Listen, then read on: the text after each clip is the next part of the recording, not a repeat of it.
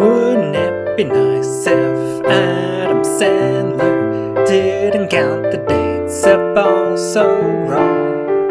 And wouldn't it be nice to talk together in a format that goes way too long?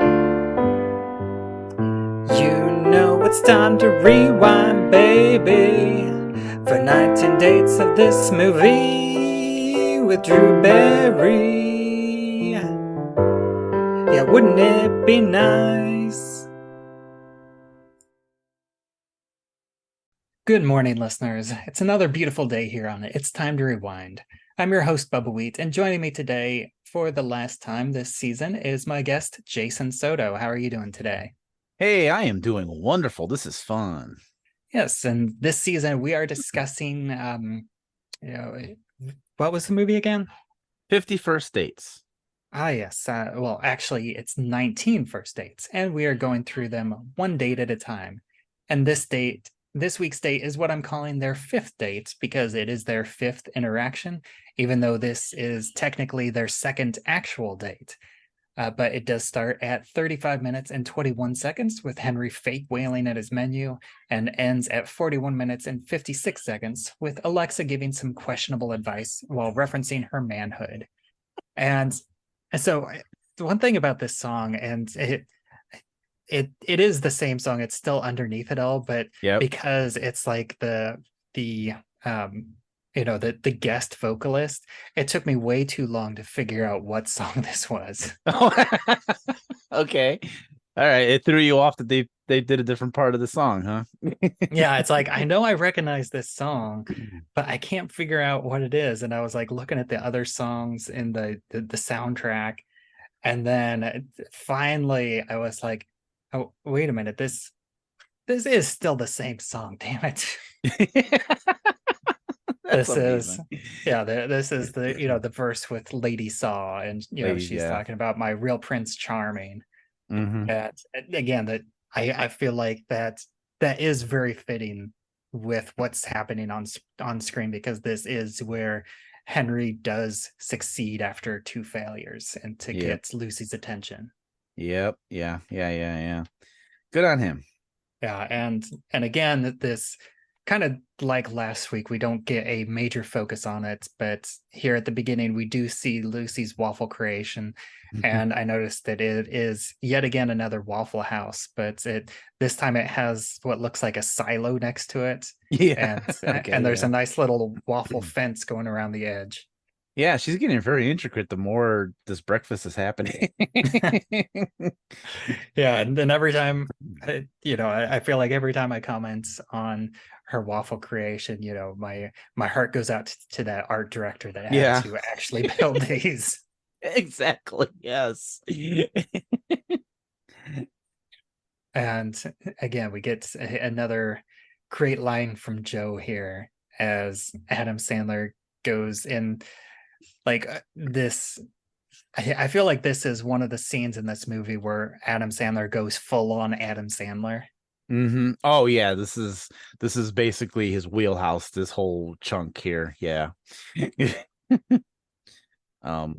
With the very loud like crying and the over exaggerated vocalization of things, and because I was starting to cringe because I'm like, he's in a public place and he's like doing this loud crying, but then I'm like, but everyone that's here in this diner knows what he's trying to do, so it's not like he's embarrassing himself in front of strangers. Well, I think it's a mix of strangers and regulars. Right, but most of it is regulars and they all know what he's doing. So, him acting like a big giant buffoon by crying like that, he has no fear of, drawing attention to himself. Everyone's just going to shake. Basically, we do see that. We do see like Sue and Nick and other people like shake their head at him when he does the crying, but yeah, I was like, oh God, why are you doing this in public? But then I was like, oh, but everyone knows what's happening. Then they're just like, let it happen, let her embarrass him and move on. Yeah, and this is a moment again that we get reminded that Lucy's an art teacher, and so again he's like playing off of her teacherness Yes. and ability to work with kids and trying to get at her soft spots, and this Mm-hmm. is working for her today because apparently she's in the right mood today. Yes. Yeah, yeah. Which is kind of interesting that a person who has this weird temporary like amnesia gets like moody each different day. It's interesting. And again, one thing that we do get a little bit, which I didn't notice. I don't know if this is a continuity error or if like somebody shows up a little bit later. But one thing that I noticed is whenever we first see Lucy, we do see the old Asian guy Joe Hmm. sitting right behind her. And Yeah. then after Adam Sandler is sitting with her, Joe now has somebody else sitting across from him at his table. So Mm. he does have a friend. And this is, I mentioned 2 weeks ago that this would come back, and this random, this like overweight Asian man or Hawaiian Hmm. native like gives Adam Sandler the jerk off motion again. Yeah. Yeah, yeah, yeah, exactly. Yes. Yeah, a lot of callbacks. Yeah, so I don't know what the point is with that. And again, we get this another callback where he's talking about the fishy smell on his hands. Yeah. Uh, Yep. but he doesn't go as far as he did on the second date whenever he got shot down, but he is like kind of bringing it up because he knows that Lucy actually does like that smell, and Hmm. so he kind of goes in soft. Hmm. Yeah. Yeah, which is a good move on his part. Mhm. And one thing that I still can't get over, I feel like I haven't talked about it in a little while, but I know I talked about it in the first episode. But it's that this is actually like it's not a special effects heavy movie, but Mm. there are a lot more special effects in this movie than you would think. And whenever they walk outside and this spam truck drives by, Yes. they, I mean, I think they added, well, I know that they added the spam logo on the side of the truck. That's actually a digital logo Oh. that they Oh. added. Okay. Huh. I believe that it did have the spam in the back, but it was something that's kind of unexpectedly got a laugh in test screen. Or I'm kind of piecing this together based on like what they mentioned in the commentary for this movie. Okay. But I imagine that seeing the spam in the back of a truck got a laugh from test audiences, but only from from the people that noticed it. And Oh, so they added the spam logo to draw attention to the fact that it's a spam truck. it's a spam Okay. delivery. Okay. Okay. That's interesting. All right. I did not know that. Yeah, Huh. this movie had over 200 special effects shots in it. Okay. I mean, that don't super surprise me because he works at a zoo with animals and you can't really predict what animals do. So if you need them to do something, you have to just use the special effects. I imagine that's what happened. Well, I think it's a lot of like transitions, a lot of background. It's kind of like I can't remember what it was, but I feel like a lot of like David Fincher's later movies where he has a lot of special effects, but it's special effects that to make things look normal but real. Hmm. Like how Zodiac has all digital blood. Yeah, I noticed that because Zodiac's one of my favorite movies, and I do cringe at that part. But I think it's kind of like a lot of those special effects just to make things look correct so they don't have to do it practically. And again, I talked about this in the first episode, but Hmm. like anytime that they're in the Hooky Lao Cafe and you can see the window behind them, Hmm. that window is fake. Like that is just like basically a trans light. So it's like Oh. a matte painting with a light. Like a lit up matte painting, but they add digital elements, like they add digital movement to it. Like they add boats and clouds moving to make it look more realistic. Okay. Okay. Huh. Yeah, see, I didn't know any of this because Adam Sandler gets a lot of for like filming movies in exotic locations like this. Mhm. And they always say like, oh, he wants to take a vacation with his friends, but he uses it as an excuse to make a movie. So, I thought a lot of this was like on, like real places, you know what I mean? Like, so the fact that Mhm. they had to like special effect like a background and stuff kind of surprises me, honestly. Yeah, like all the exterior shots are, or most of the exterior shots were filmed in Hawaii, but the Huki Lau Cafe was in California. Like Oh, all the interior was in California. okay, okay, interesting. All right. Mhm. And then, we have this moment of uh him and Lucy outside and her getting in her car. And this I feel like this is another moment where the movie is leaning in really hard to show that Henry is a nice guy and he's not taking advantage of Lucy's condition. Right. Yeah, we get a lot of that in this during this section here. Because he didn't try very hard to get her number or to do anything with her. And then even she comments like, wait, you went through all of that, and then you're not even gonna try to like get a date with me or anything. And then he's like, what? No, no, what? Wait. Mhm. I'm trying to change, damn it.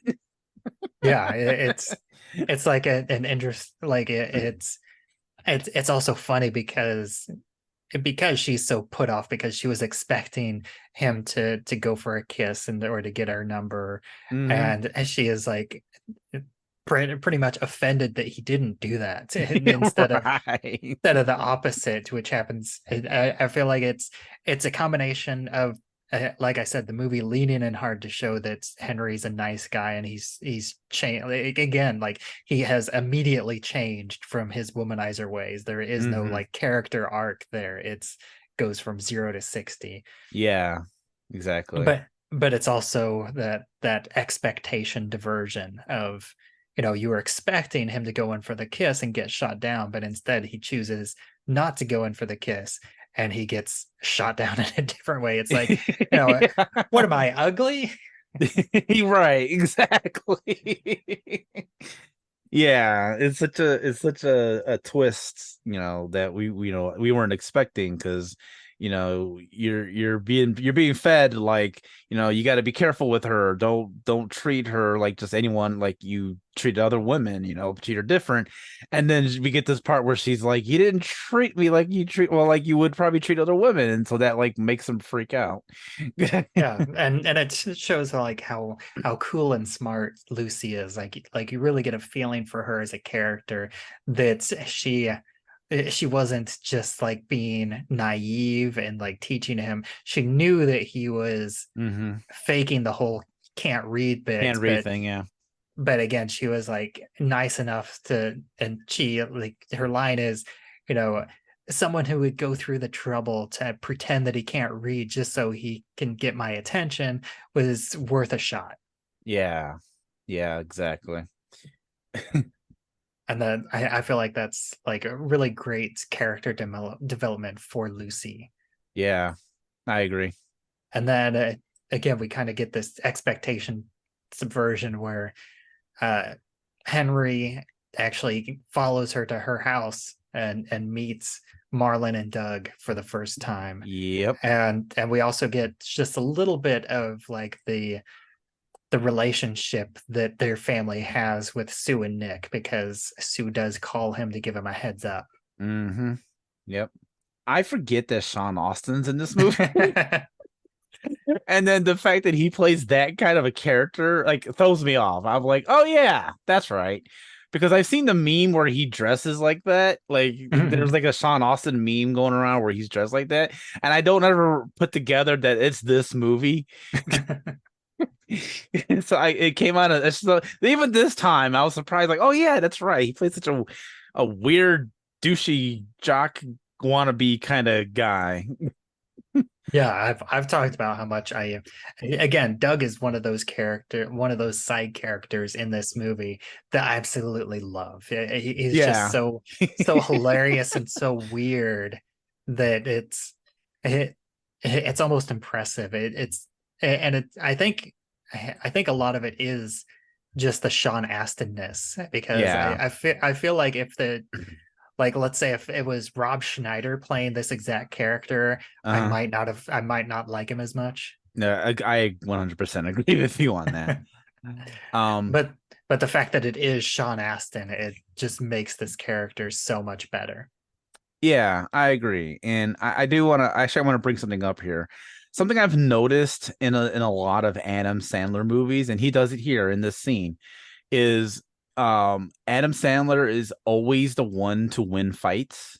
Whenever a fight shows up in his movies, he always wins. And it's like it doesn't matter who the person is.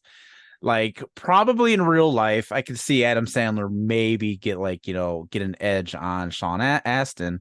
But then there are movies where he'll like cast like Stone Cold Steve Austin or John Cena or somebody, and he'll win a fight with them. And it's like I'm starting to wonder if like Adam Sandler has some kind of like issues with like, losing fights in his real life. So in his movies, he's gotta be like the one that overpowers anybody that gets into a fight with him. I don't know if you've noticed that in a lot of his movies. I don't know how many Adam Sandler movies you've seen, but I've always caught that in every single one of his movies where he has to fight. He wins the fight like every time. uh except Bob Barker. Except Bob Barker. You're right. Yes, you're right. One thing, yes. But every other movie where he's gotta fight somebody, he wins. It's weird. And I feel like that's, the Bob Barker fight again is like that expectation diversion, because like Yeah. he's losing to Bob Barker because it's Bob Barker and Bob you don't Barker. expect him to win. Exactly. Yeah. See, there it's played for comedy, which is smart. But then like after that, I cannot think of an example where he loses a fight really.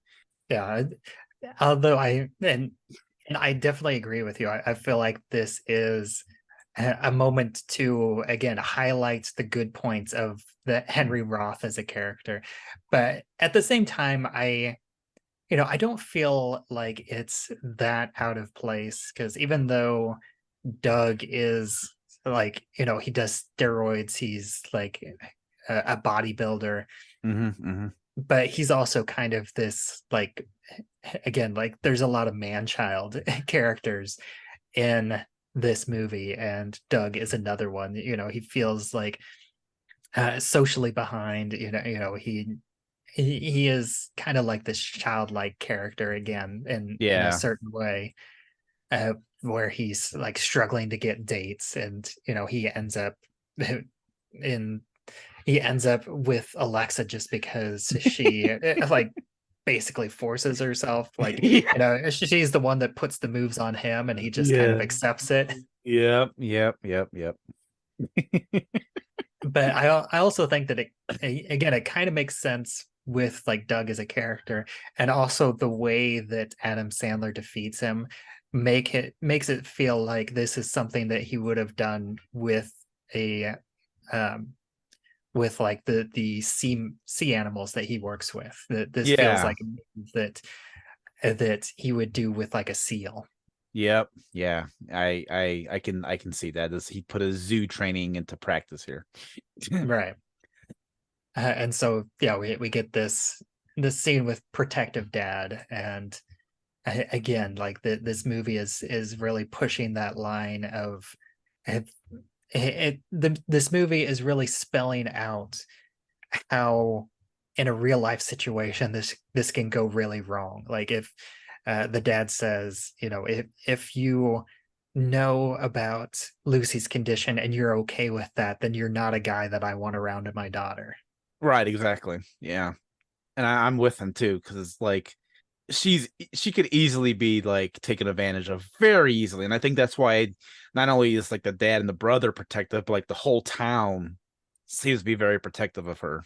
Yeah, or at least, everybody in the cafe, because you get the impression that Lucy has a very controlled day. I mean, I talked about it whenever, I think it was just last week, whenever we get, or not last week, but the week before you came on, Hmm. where we get the full rundown of uh, Marlon and Doug's routine, like their daily Yeah. routine. Yeah. Yeah.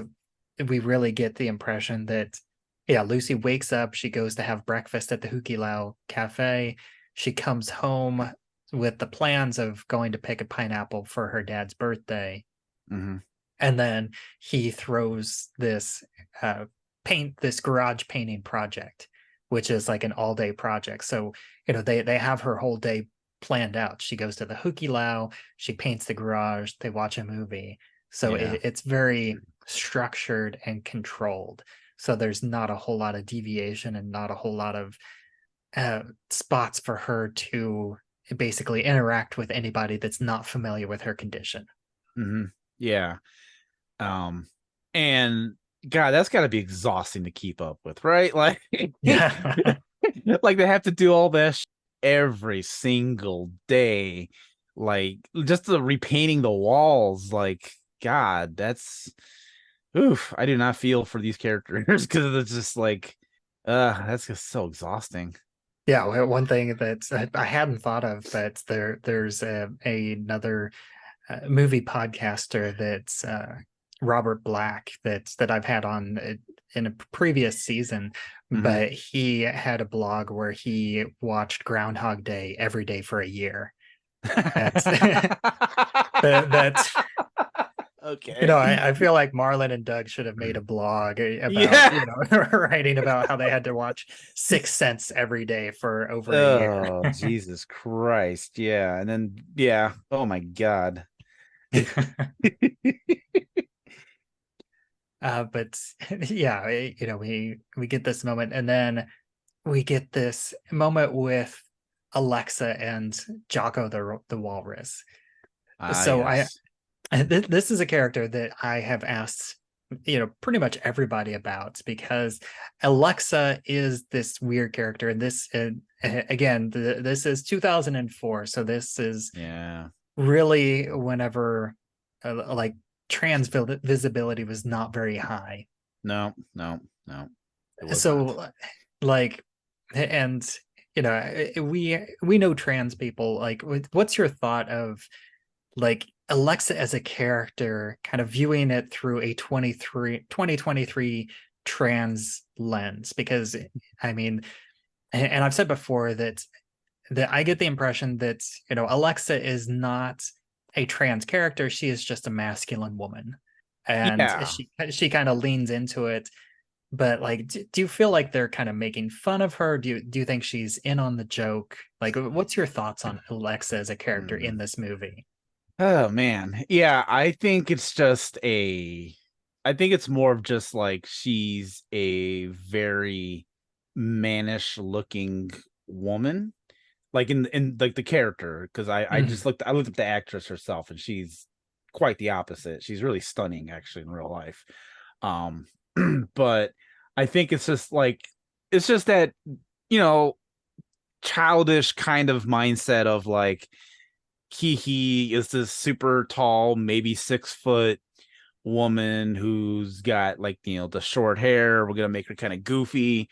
Um, we're gonna kind of play around with her gender. Yeah, Um, she has a deeper voice, and deep she's like voice, leaning into it with the Russian accent. and then they give her a goofy accent. Yeah, like, they're, it's just that childish mindset that comes with these kind of movies, these kind of like Adam Sandler early movies of, we're gonna have this character that's mildly offensive. And I don't know if she's in on the joke or not. I can't really deduce that. Mhm. Because I mean, in this scene alone, she kind of flip-flops between like, I I was into women, but now I think I'm into men. But she puts it in like a very weird way of like, I'm not into Yeah, tacos, I'm into sausages or whatever. yeah. So, I don't, she might be playing into it. I don't know. It's a really weird character study here in 2023, because back in 2004, nobody would think nothing of it. They'll just be like, she's just this character that they kind of make fun of a little bit. Um, she's just there for comedy's sake. Like, hey, look at this very tall, woman who has a deep voice and is Russian. And And actually the actress isn't even that tall. She's 5'10". Like that's not even really like super tall like that. That's about average height, I think, for a woman. So Well, I don't I know. think it's like slightly above average for a woman because I want to uh, like just barely like yeah, she I is. mean, she's not 6 foot, is basically what I'm trying to say. She's still Yeah. 5, within the realm of a average height of a woman. Like female basketball players like 6'5" and shit like that. So Mhm. comparing it like that, she's to me, I would just be like, she's just a natural sized woman who just looks a little weird, talks a little weird. Her gender and sexuality is a little bit in question. They make jokes about it because this is a movie about going on dates, so they have to make a thing about it. So but yeah, looking at it from a 2023 standpoint, it makes you go oof, like really big oof. Um, but if you look at it in a 2004 lens, it's just she's just there. It's you expect stuff like this.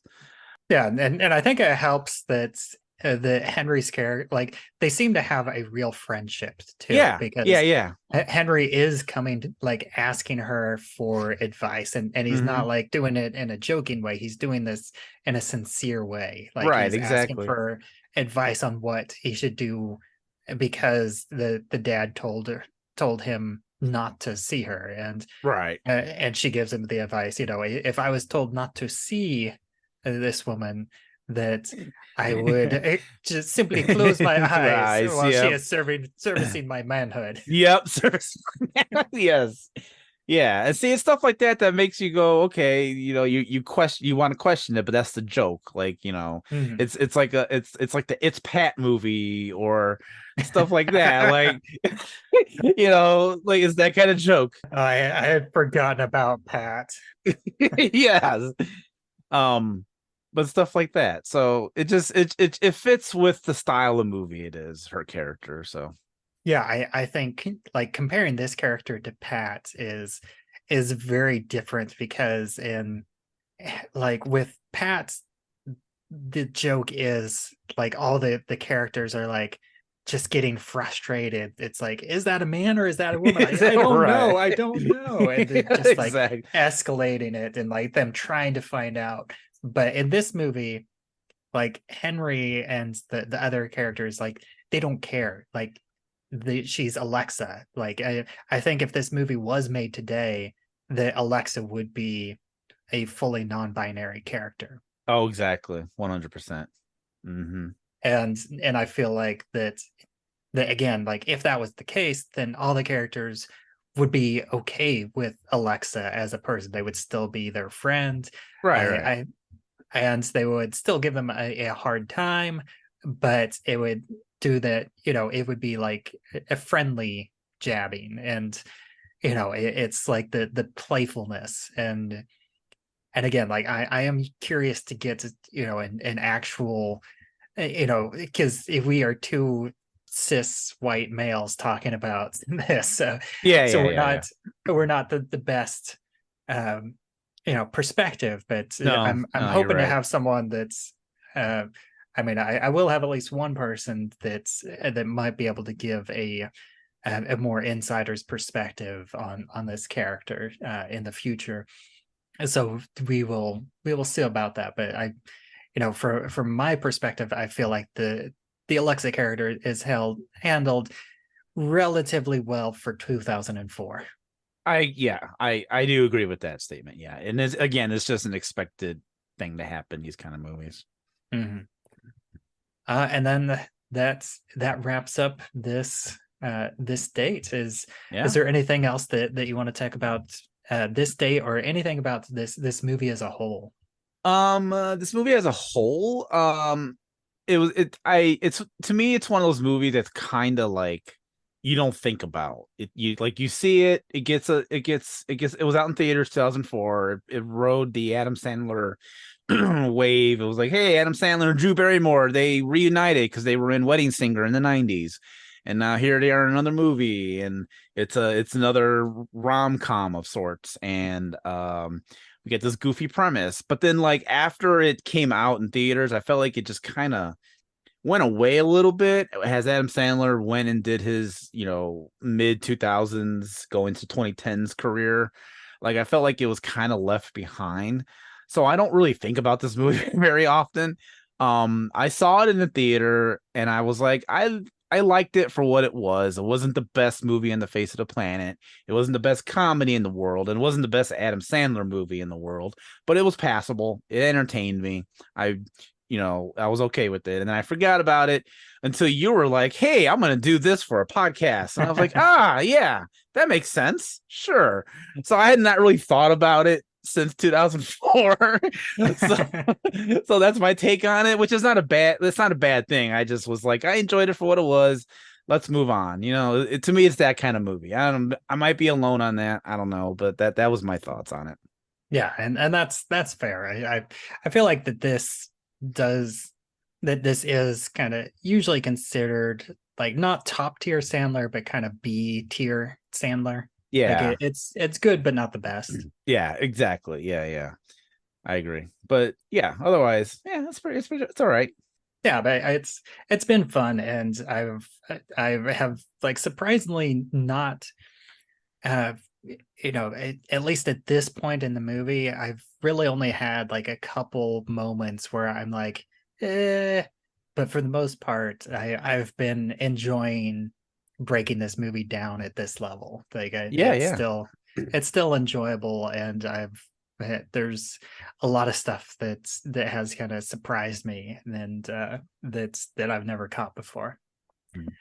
But thank you once again for joining me today and for these past 3 weeks. And for one last time, why don't you go ahead and let everybody else know where they can find you online?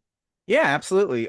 So in case you didn't hear the last 2 episodes, I run a podcast network called Rabbit Hole Podcast that you can check out over at rabbitholepodcast.com. There's a bunch of different shows for you to check out. No matter what you're into, we should have some kind of show for you. And trying to promote different social medias. I've already did the thing formerly known as Twitter. I am on Blue Sky. I know that's very hard to get into nowadays. Not everyone's in it, but I was lucky enough to fall into an invite and I got a Blue Sky. So if anyone out there, happens to have a Blue Sky, you can follow me over at Famous Comedian as well. And I don't do a whole lot with it because there's not a lot happening in Blue Sky right now because it's like maybe 500 people total, it looks like, is on this website, and I follow only 4 of them. So, but by all means, follow me on Blue Sky. All right. And as always, I am Bubbawheat, and you can find me on pretty much all the social media, although I'm not yet on Blue Sky. I am on Hive, but that's one of them. I'm on Mastodon, but I don't post on either of those. Mainly at the moment, it's Instagram and Threads. They're the ones that I enjoy, and Threads is still it's still not quite to where Twitter was in its heyday, but I feel like it'll get there, and it's like give it maybe 6 months, and I feel like Threads is going to be a good place to be. Okay. But I'm also on Facebook. We have a Facebook group. It's Time to Rewind, a time loop group, and you can join that. I post episodes as they come out, and you can discuss them. I also share episodes of Fight Club minutes as they are coming out, because that is my other show that I'm also working on concurrently. And that show is a lot of fun. If you like this show, then you will definitely like Fight Club minutes. And until next time, I will see you for breakfast again next week. Really? That's it? That's what? All that flirting and phony I can't read stuff, and then you're not even gonna ask me out or for my phone number? I can't read. Oh, shut up. That was one of the goofiest things I've ever seen in my life, but I thought, hey, this guy is so desperate to meet me, he might be worth talking to.